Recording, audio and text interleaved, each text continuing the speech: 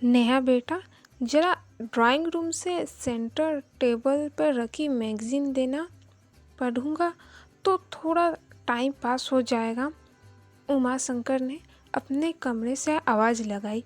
आराम कुर्सी पर वो लगभग लेटे ही हुए थे और खुद उठकर बाहर जाने का उनका मन नहीं हुआ। पता नहीं क्यों आज इतनी उदासी हावी है। खालीपन तो पत्नी के जाने के बाद से उनके अंदर समा चुका है। पर कट गई थी जिंदगी। बच्चों को पालते हुए शांता की तस्वीर की ओर उन्होंने देखा। बाहर ड्राइंग रूम में नहीं लगाई थी। उन्होंने वो तस्वीर उसे अपने पास रखना चाहते थे, वैसे ही जैसे इस कमरे में वो उनके साथ रहा करती थी। जाने से पहले नेहा तो उनका एक आवाज़ पर बचपन से ही दौड़ दौड़ कर काम करने की आदी है। शांता के गुजर जाने के बाद वो उस घर पर ही पूरी तरह से निर्भर हो गए थे।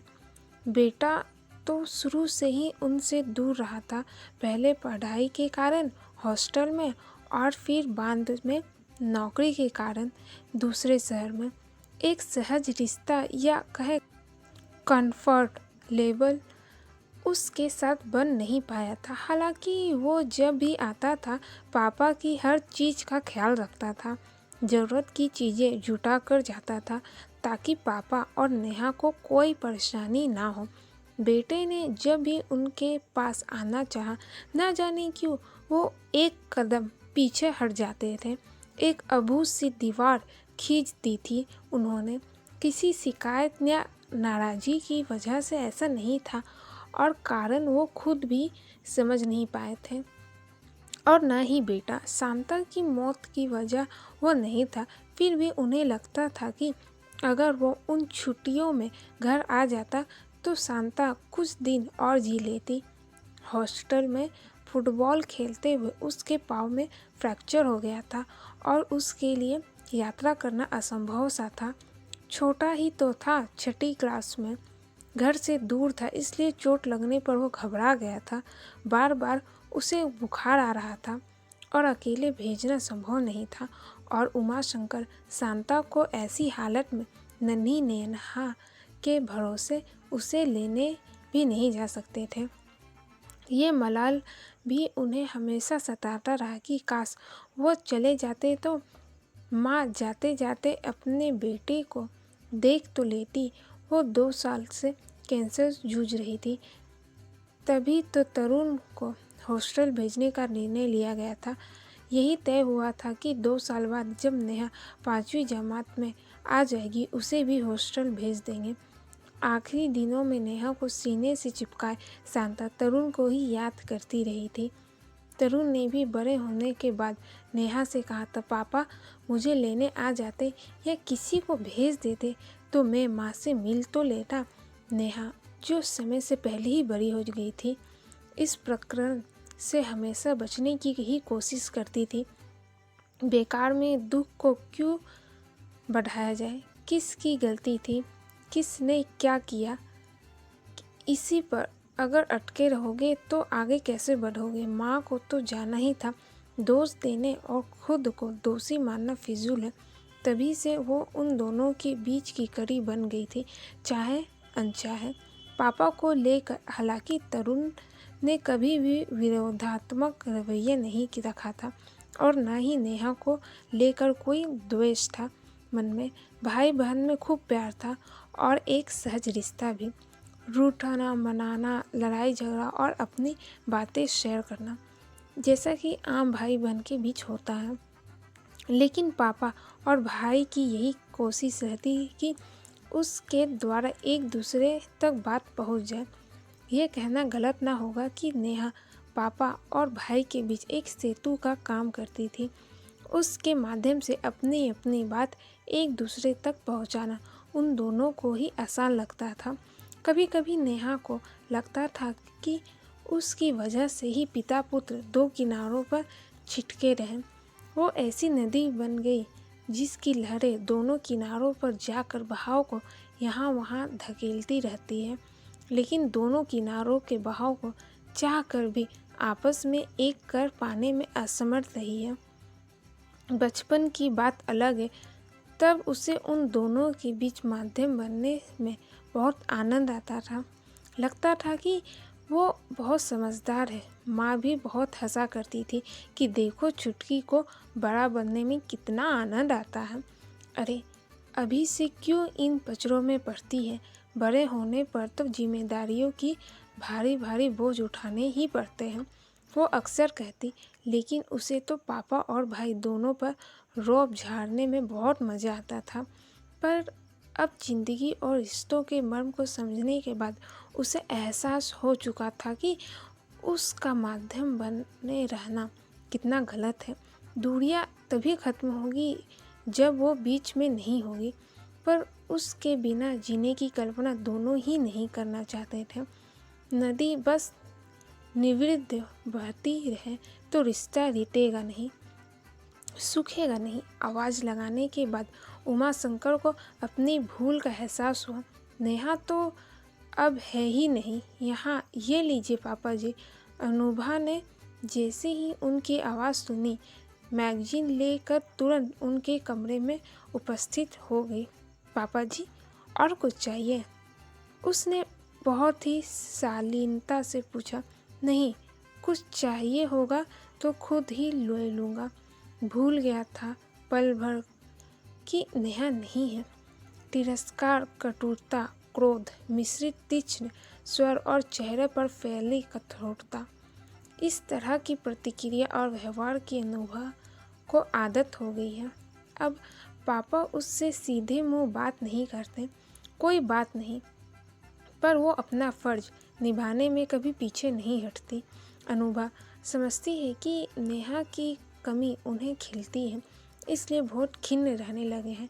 आखिर बरसों से नेहा पर निर्भर रहे हैं, वो उनकी हर आदत से परिचित है, जानती है कि उन्हें कब क्या चाहिए।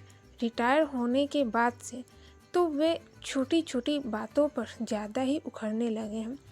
शुरुआत में अनुभा को बुरा लगता था, पर अब नहीं। शादी हुए 1.5 साल ही हुए हैं और 1 साल से नेहा यहाँ नहीं है। पता नहीं क्यों दूसरे शहर की नौकरी को उसने प्राथमिकता दी, जबकि यहाँ भी ऑफर थे उसके पास नौकरी के। कुछ तो वो इस वजह समझती ही थी। नेहा कोई भी फैसला बिना सोचे समझे नहीं करती थी। अनुभा ने तब मन ही मन उसे सहारा भी था, पर उसके जाने की बात वह सहम भी गई थी। कैसे संभालेगी वह घर को, पिता पुत्र के बीच बसे ठंडेपन को। कितने कम शब्दों में संवाद होता है। बाप रे, वो तो अपने पापा से इतनी बातें करती थी कि सब उसे चैटर बॉक्स कहते हैं।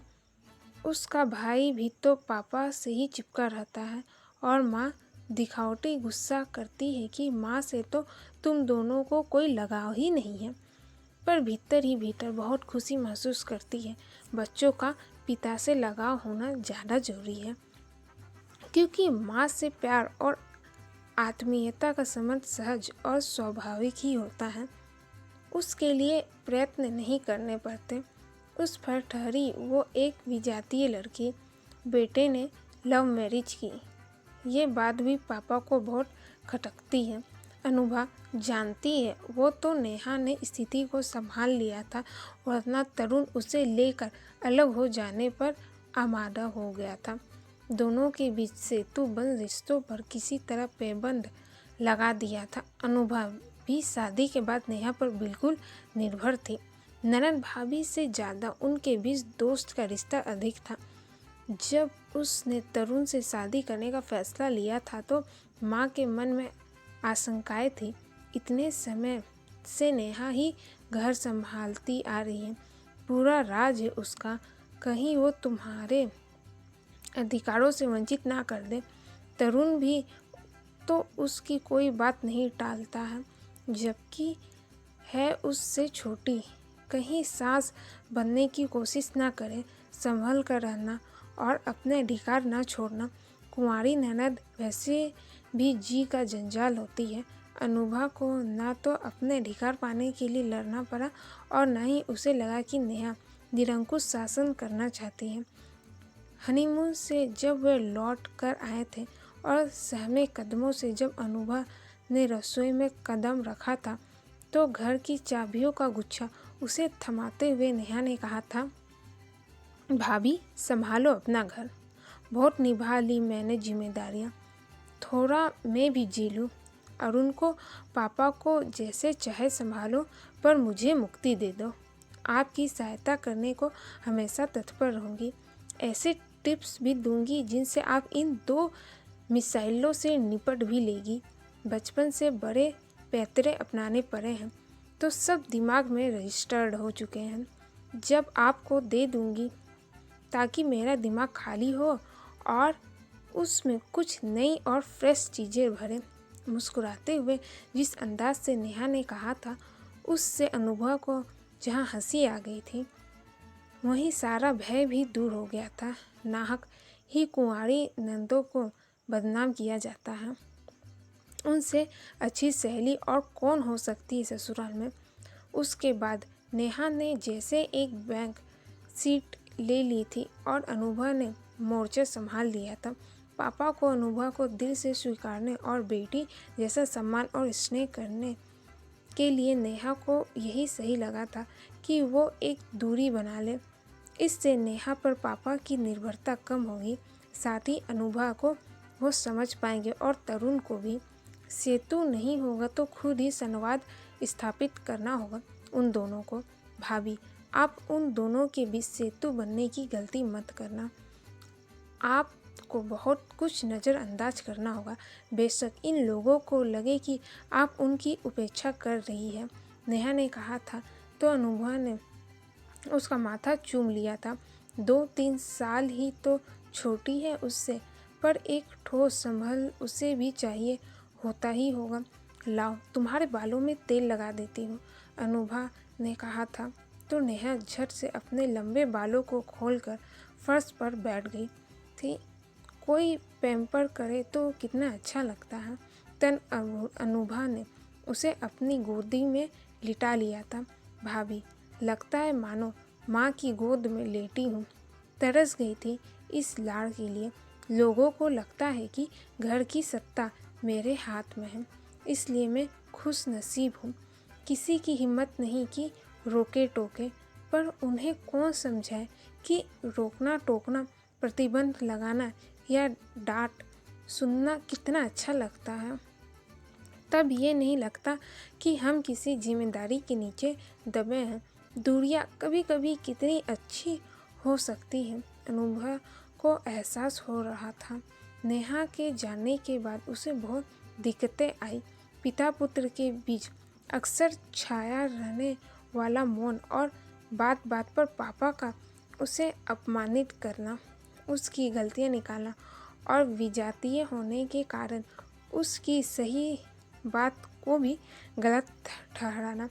अनुभव ने भी ठान लिया था कि वो कभी पापा की बात को नहीं काटेगी। अपमान का घूंट पीना उसके लिए कोई आसान नहीं था, पर तरुण और नेहा के सहयोग से उससे धैर्य की कुछ घुटी यहाँ पी ली थी और कुछ वो अपने साथ सहनशीलता को एक तरह से दहेज में ही लेकर आई थी। माँ ने ये पाठ बचपन से पढ़ाया था, क्योंकि वो इतना तो जानती थी कि चाहे आप कितना ही क्यों ना पढ़ लिख जाए, कितने ही पुरुषों से आगे क्यों ना निकल जाए, सहनशीलता की आवश्यकता हर मोड़ पर पड़ती है। गृहस्थी चलाने के लिए शायद इसे वो परंपरा ही मानती थी। वो चुपचाप पापा के सारे काम करती, समय पर उनको खाना देती, दवा देती और सुबह शाम सैर करने के लिए जिद करके भेजती। वो कुछ अलग नहीं कर रही थी, ऐसा तो वो अपने मायके में भी करती थी। केवल रिश्ते का नाम यहाँ अलग था, पर रिश्ता तो वही था पिता का। उससे गलतियाँ होती थी, स्वाभाविक ही है, तो क्या हुआ। नेहा कहती, ज़्यादा मत सोचो भाभी, बहुत गड़बड़ हुई तो मैं अपनी जिम्मेदारी से भागूंगी नहीं। ये मत सोचना कि मैंने अपनी आज़ादी पाने के लिए ये कदम उठाया। मैं तो केवल आपको उस घर में आपका अधिकार दिलाना चाहती हूँ। पापा को थोड़ा सक्रिय भी होना पड़ेगा, वरना जंग लग जाएगा उनके शरीर में और फिर मन में। असहाय और अकेले होने की भावना से खुद को ही आहत करते रहेंगे और दूसरे पर निर्भर हो जाएंगे हर काम के लिए। उन्हें मन की उदासी से निकलकर पहले खुद के लिए और फिर दूसरों के लिए जीना सीखना होगा। अपने को दोषी मानकर और आत्म प्रताड़ना और स्वयं पर दया करते रहना उनका स्वभाव सा बन गया है। हम केवल मदद कर सकते हैं, पर निकलना उन्हें खुद ही होगा, फिर चाहे उन्हें कुछ झटके ही क्यों ना देने पड़े। आसान नहीं है, पर भाभी अब तो मुझे भी वो फ़ोन पर बहुत कुछ सुना देते हैं, मज़ा आता है। कम से मुझे पेडेस्टल से तो उतार रहे हैं, अब थोड़ी कम थकान महसूस करती हूँ, पर आपको थकाने के लिए सॉरी। चलो भैया से थकान उतरवा लेना। हंसी थी पर जोर से, तो अनुभा के चेहरे पर लाली छा गई थी। जब रोज़ एक ही स्थिति से गुजरना पड़े तो वो आदत बन जाती है और फिर खलती नहीं है। उमा शंकर के साथ भी कुछ ऐसा ही हो रहा था।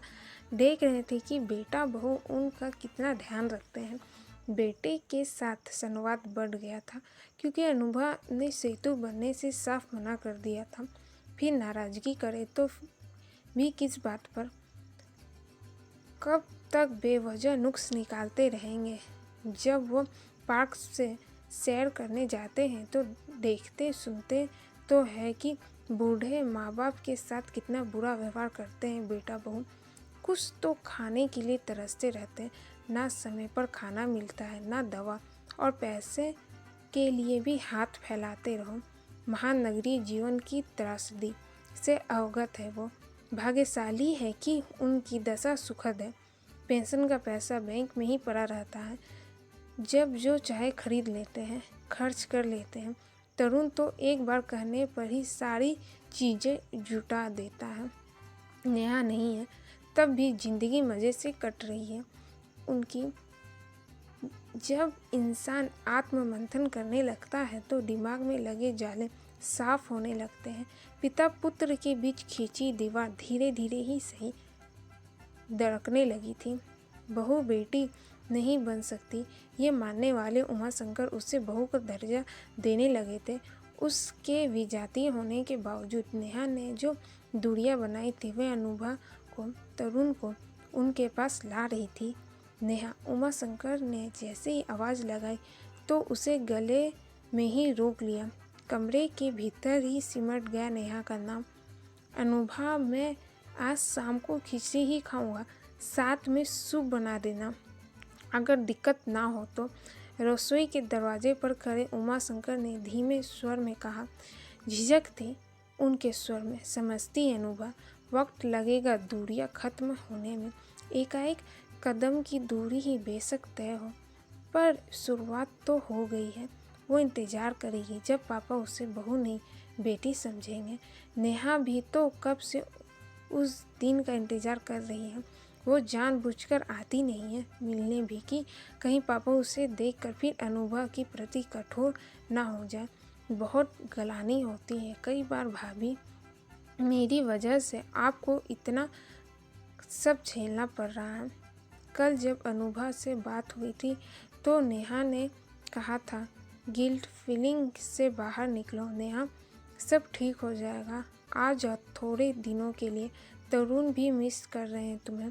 अनुभा ने सोचा कल ही नेहा को फ़ोन करके कहेगी कि उसे आ जाना चाहिए मिलने। बेटी है वो घर की।